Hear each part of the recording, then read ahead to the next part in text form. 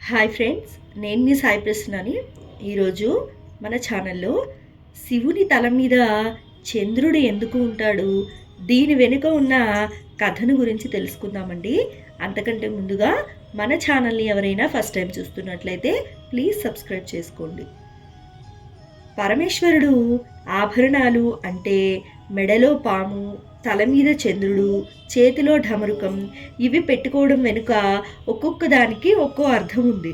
చంద్రుడు తల మీద ఉండటం వెనుక ఉన్న ఈ రెండు కథల గురించి ఇప్పుడు తెలుసుకుందాము. శివుడి తల మీద చంద్రుడు ఎందుకు ఉంటాడు? ఆదిదేవుడు సృష్టికర్త ఆ పరమేశ్వరుడే. గంగాజలంతో అభిషేకం చేసి బిల్వపత్రం సమర్పిస్తే చాలు ప్రసన్నుడైపోతాడు పరమేశ్వరుడు.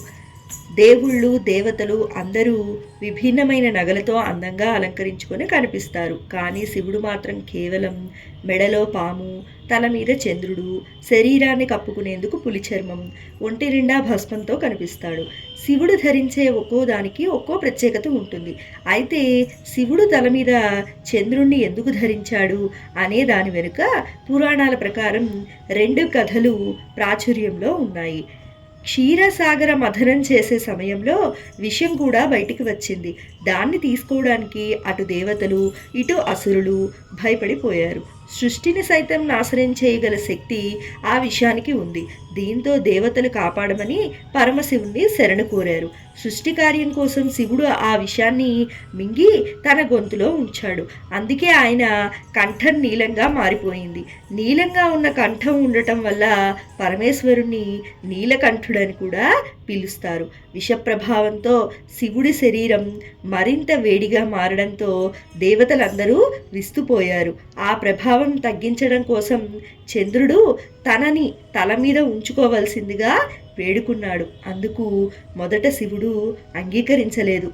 కానీ తర్వాత తెలుపు రంగు చల్లటి ప్రభావం కారణంగా విష ప్రభావం కొంతవరకైనా తగ్గుతుందని దేవతలు ఒప్పించడంతో అంగీకరించాడు. అప్పటి నుంచి శివుడి తల మీద చంద్రుడు ఉండిపోయాడు. అలా చంద్రుడి ప్రభావంతో శివుడికి విష ప్రభావం తగ్గింది. మరొక కథ కూడా ఉందండి, అదేంటో తెలుసుకుందాము. పురాణాల ప్రకారం దక్షుడికి 27 మంది కుమార్తెలు. వారిని అనసూయాదేవి కుమారుడైన చంద్రుడికి ఇచ్చి వివాహం జరిపించాడు. చంద్రుడు తన 27 మంది కుమార్తెలను సమానంగా చూసుకుంటాడని దక్షుడు భావించాడు. అయితే 27 మంది భార్యలు ఉన్నా సరే వారిలో ఒక్క రోహిణితో మీద మాత్రమే చంద్రుడు ఎక్కువ ప్రేమ చూపిస్తూ మిగతా వారిని పట్టించుకోవడం మానేశాడు. దీంతో 26 మంది కుమార్తెలు దక్షుడి దగ్గరికి వెళ్ళి తమ గోడు వెళ్ళబోసుకున్నారు. అందరినీ సమానంగా చూసుకోమని దక్షుడు చంద్రుణ్ణి హెచ్చరించినా పట్టించుకోలేదు. దీంతో ఆగ్రహించిన దక్షుడు చంద్రుణ్ణి శపిస్తాడు.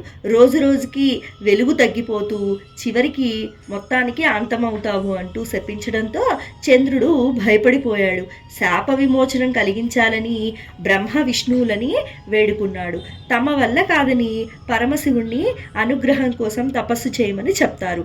చంద్రుడి శివుడు అనుగ్రహం కోసం తపస్సు చేశాడు. తపస్సుకి మెచ్చిన శివుడు ప్రత్యక్షమై చంద్రుని శాపం గురించి తెలుసుకుంటాడు.